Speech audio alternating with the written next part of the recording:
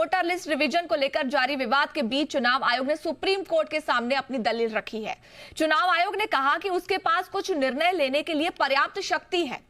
इस दौरान आपको बता दें कि चुनाव आयोग ने सुप्रीम कोर्ट से उन मतदाताओं की लिस्ट साझा करने पर सहमति जताई जो या तो पलायन कर चुके हैं या जिनकी मौत हो चुकी है। इसके बाद सुप्रीम कोर्ट ने चुनाव आयोग से 19 अगस्त तक मतदाता सूची से हटाए गए 65 लाख मतदाताओं की पहचान का खुलासा करने को कहा है। साथ ही कोर्ट ने नाम हटाने की वजह भी बताने को कहा। आज सुप्रीम कोर्ट में एसआईआर के मुद्दे पर क्या कुछ हुआ है समझ लेते हैं। दिल्ली से हमारे साथ जुड़ रहे हैं हमारे सहयोगी अरविंद सिंह। अरविंद, सुप्रीम कोर्ट में आज जो सुनवाई हुई है उस दौरान क्या कुछ दलीलें पेश की गई है, साथ ही सुप्रीम कोर्ट का क्या कुछ रुख रहा?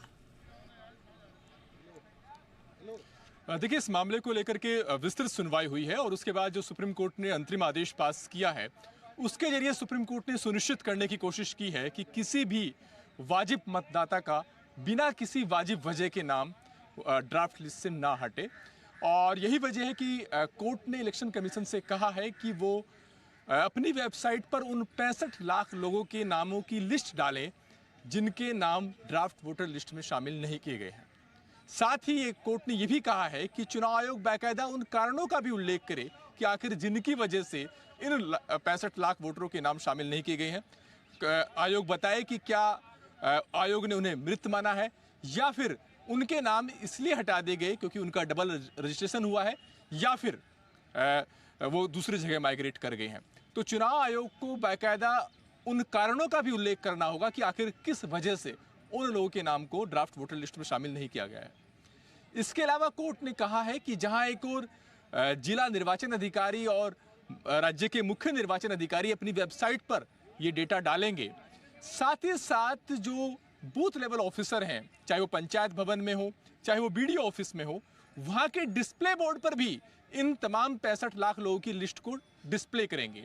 ताकि जो लोगों का इंटरनेट तक पहुंच नहीं है वो लोग भी अपने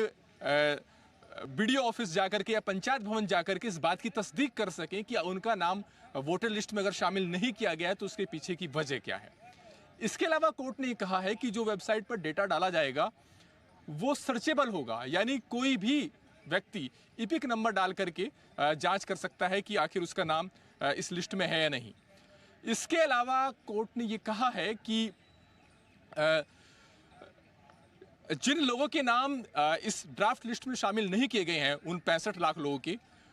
उनमें से वो लोग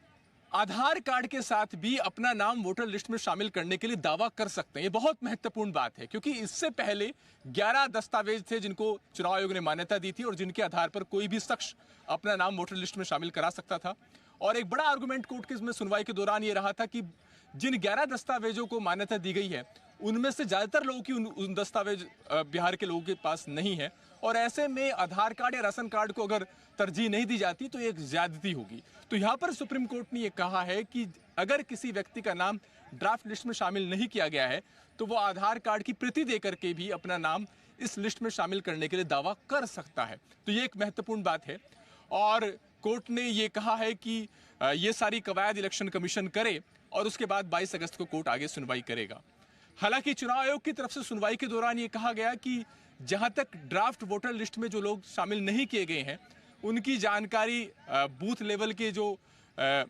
राजनीतिक पार्टियों के जो प्रतिनिधि हैं उनको दी गई है, लेकिन कोर्ट का ये कहना था कि आखिर मतदाता राजनीतिक पार्टियों के भरोसे क्यों रहे?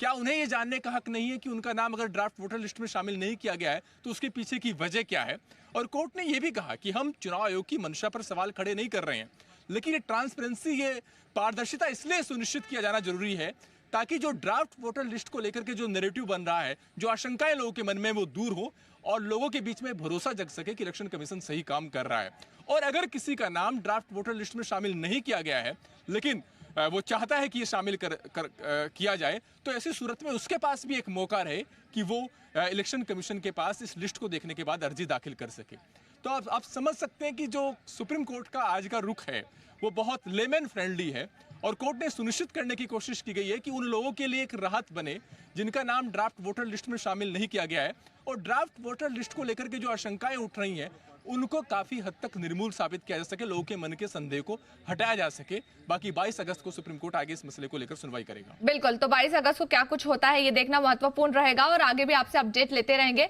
अरविंद, शुक्रिया इस पूरी जानकारी के लिए।